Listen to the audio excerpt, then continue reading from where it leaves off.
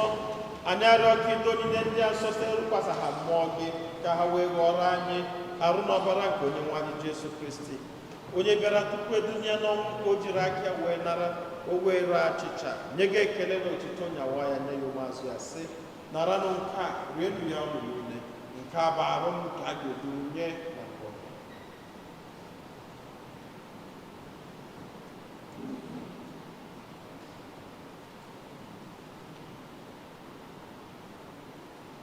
otu akwa ka o si mee mgbe ha richara nri anyasị o buru iko mmanya nyekwa gị ekele na otito bunye ya ụmụazụ ya sị naranụ nke a ṅụọnụ ya ọnụ niile nke a bụ iko nke ọbara m nke ọgbụgba ndụ ọhụrụ dị ebe a ga-agba n'ihu nna n'ihi mmadụ niile ka e were gbaghara njọ na-emenụ nke a na ncheta ya.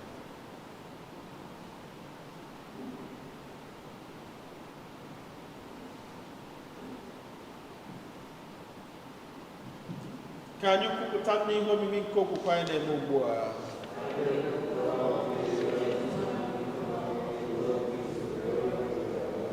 nna na ncheta nke ọnwụ na mbilite n'ọnwụ nke nwa gị anyị ebunye gị achịcha nke ndụ na iko nke nzọpụta anyị na-ekele gị n'ihi ikwere ka anyị dị mma ikwuru n'ihu gị na-efe gị anyị ji ume na-arịọ ka anyị bụ ndị na-anata arụ n'ọbara nke Kristi bụrụ otu site na njikọ nke mmụọ nsọ. nna cheta nzukọ gị gazuru ụwa niile menụ ka ịhụnanya gị jupụta ya gọzie ndị oke anyị bụ Francis na bishọp anyị bụ Nicholas na ndị oke ọta gị niile chetakwa ụmụnna anyị ndị ji okwu wee gaa n'ezumike nke ọnwụ kpọbata ha na ndị ọzọ niile nwụrụ anwụ na ihe nke ebube gị biko meela anyị niile ebere ka anyị soro Virgin Maria dị ngọzi nne nke Chukwu na ndị apọstọl na ndị nsọ gị niile ndị mere uche gị wee keta ndụ ebere ka anyị sorokwana ha na-eto gị na-edo gị ebube site na Jesu Kristi.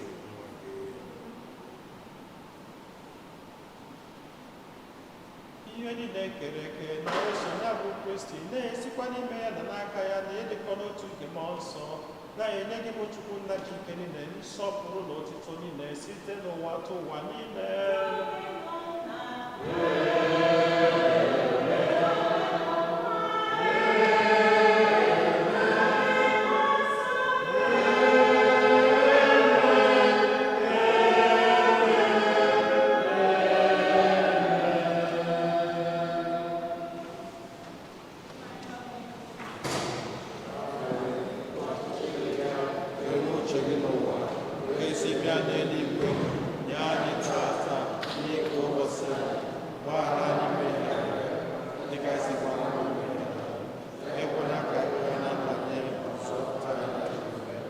zọpụta n'anya anyị na-arịọ gị ose bụwa na ajọ ihe niile were ebere gị udo n'oge nke anyị site n'inye aka ebere gị ka zọpụta anyị niile na njọ oge niile anyị ewerekwana ha nsogbu niile were nchekwuwe dị nsọ na-atụ anya maka mbịaghachi nke onye nzọpụta anyị Jesu Kristi onye nwe anyị Jesu Kristi onye gwara ndị apọstọl gị udo ka m na-arapụrụ udo nke m ka m na-enye na-elekwana anya na njọ anyị kama lekwasị anya n'okwukwe nke nzukọ gị nye ya udo na-edekọ n'otu mgbe niile ka uche gị siri chọọ gị bụ onye dị ndụ na-achị ebe udo nke ose bụ ụwa dịrị unu mgbe niile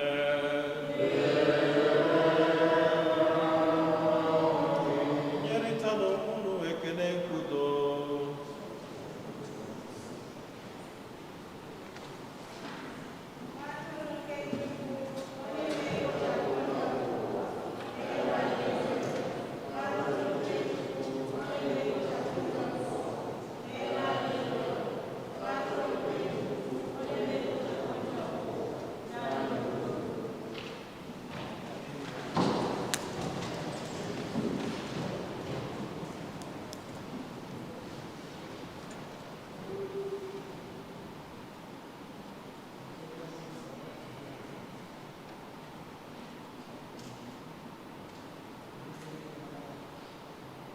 ụmụnne m na Kristi na-enu n'ụwa atụrụ nke Chukwu na-enu onye ahụ na-ekpochapụ njọ nke ụwa anyị niile nwekwa onye isi ọma bụ ndị akpọ n'ori nke nwa atụrụ Chineke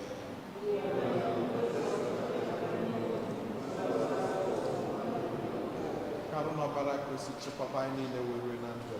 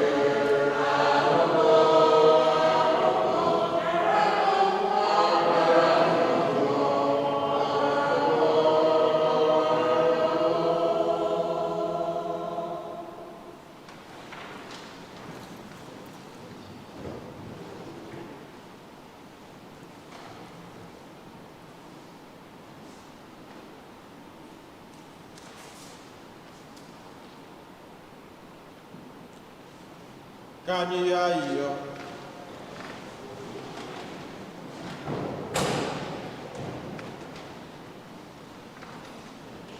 Onye nwe anyị, nna dị nnukwu ịhụnanya, ijirila oriri nsọ nke anyị ju anyị afọ. Ọnwụ nke nwa gị na-enye anyị nchekwube na mmasị ike n'okwukwe. Biko meenụ ka mbilite n'ọnwụ ya wetara anyị ikwudosi ike bịakwadiru anyị na ndụ ebighị ebi. Anyị yọrọ nke a site na Kristi onye nwe anyị.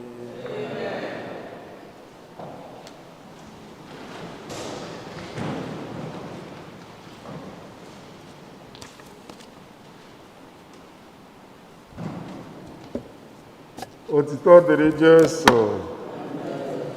Otito dịrị Jesu. Otito dịrị Jesu.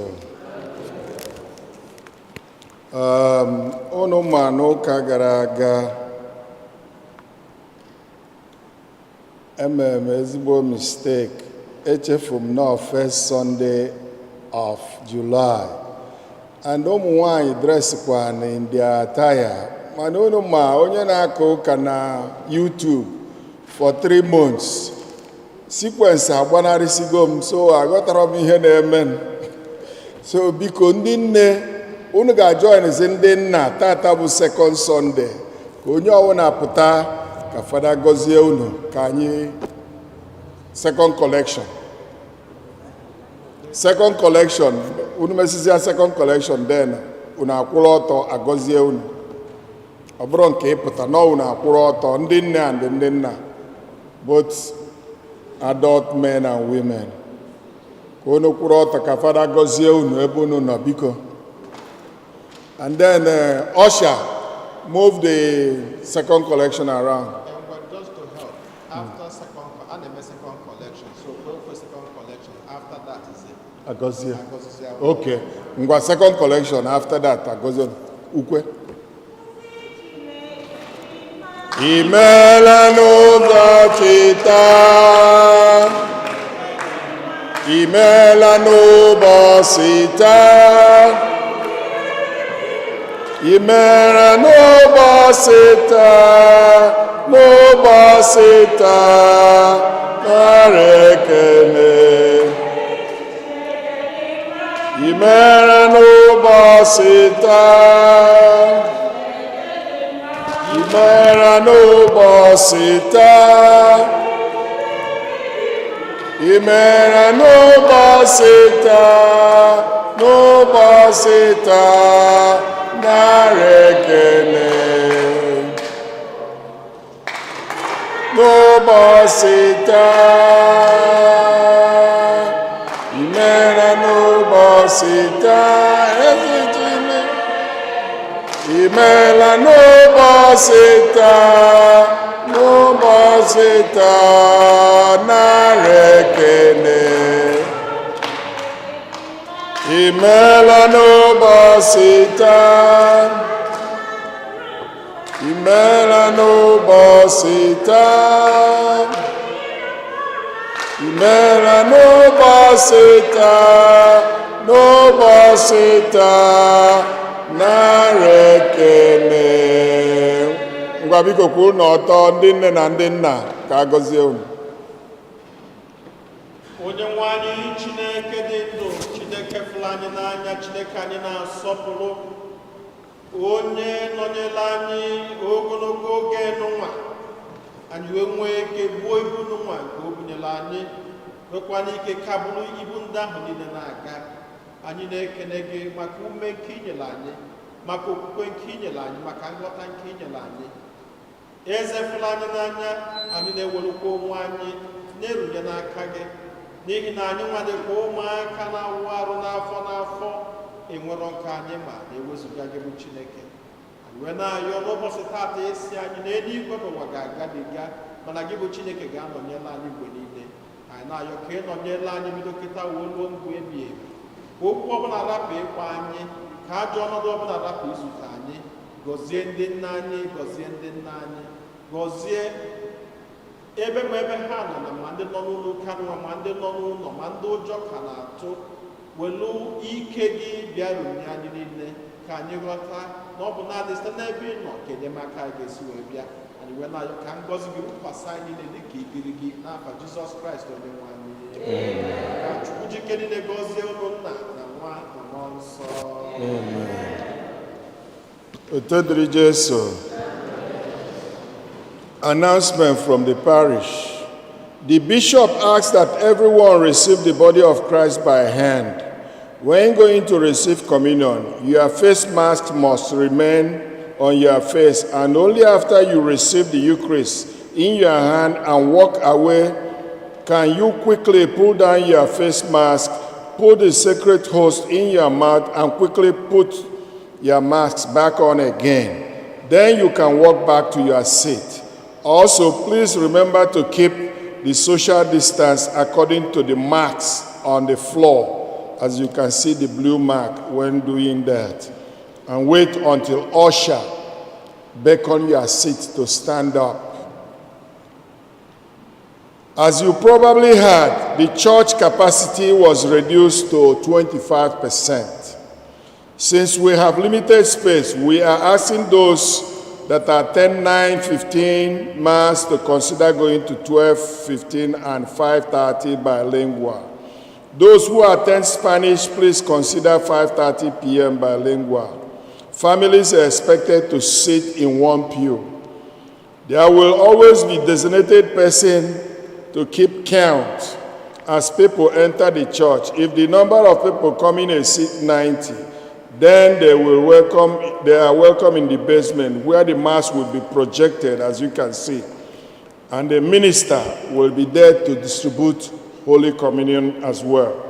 Only the main entrance door will be open for entrance, and exit will be all the doors.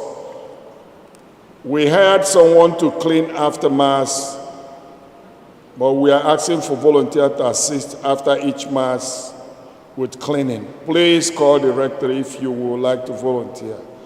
Usher will not touch any money, so bring exact change. And also note that the rectory is open Monday through Friday from 9 a.m. till 1 p.m. Nke a bụ ozi si na Parish, and we have a sad news to report in the community. Nwanne anyị nwanyị Jane Ezeolu lose the brother Joseph Belongu. May the soul of Joseph Belongu and the soul of all the faithful departed through the mercy of God rest in peace. Biko kuno for condolences. Dear Nona Church today, but that will not prevent you from calling Jane to show your condolences. Please, do we have birthdays? Solomon. Happy birthday to you. Happy birthday to you.